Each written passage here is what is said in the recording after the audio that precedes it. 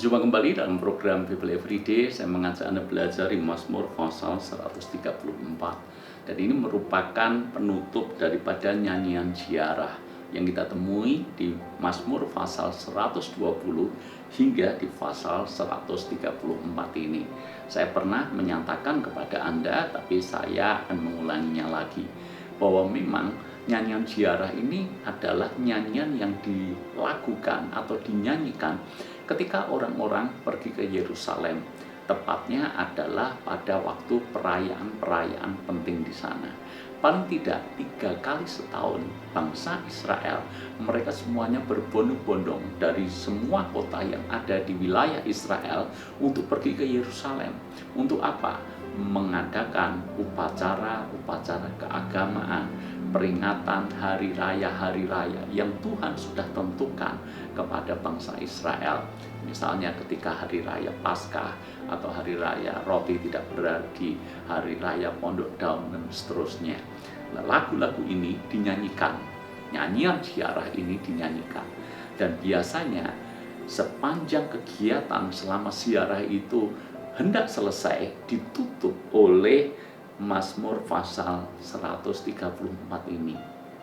Bisa dikatakan bahwa ini adalah pasal nyanyian ziarah yang terakhir atau penutup daripada rangkaian seluruh ziarah yang ada. Apa yang menjadi penutup daripada ziarah itu? Apa yang ditulis pemazmur? Mari pujilah Tuhan, hai semua hamba Tuhan yang datang melayani di rumah Tuhan pada waktu malam. Angkatlah tanganmu ke tempat kudus dan pujilah Tuhan, kiranya Tuhan menjadikan langit dan bumi, memberkati engkau dari Sion. Ucapan berkat dinyatakan kepada peziarah. Namun yang menarik adalah firman Tuhan berkata, pujilah Tuhan yang datang melayani di rumah Tuhan pada waktu malam. Maksudnya apa? Maksudnya gini, ketika ziarah dilakukan, biasanya itu dilakukan di siang hari. Namun di malam hari ternyata puji-pujian kepada Tuhan tetap dilantunkan. Ini memiliki makna bahwa dalam sepanjang waktu puji-pujian kepada Tuhan sebagai ungkapan rasa syukur harus tetap dinyatakan. Tidak hanya di siang hari, tapi juga di malam hari.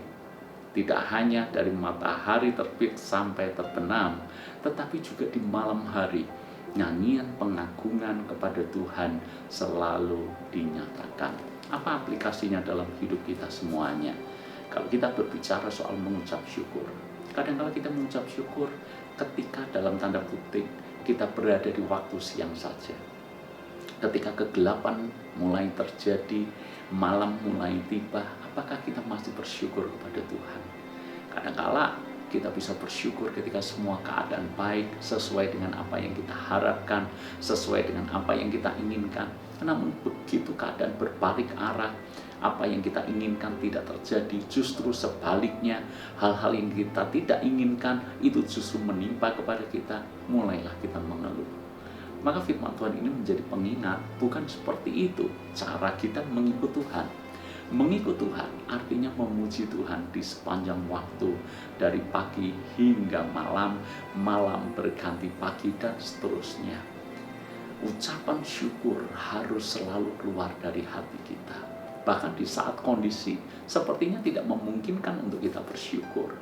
Saat kita sakit, bagaimana mungkin kita bisa bersyukur untuk sakit kita?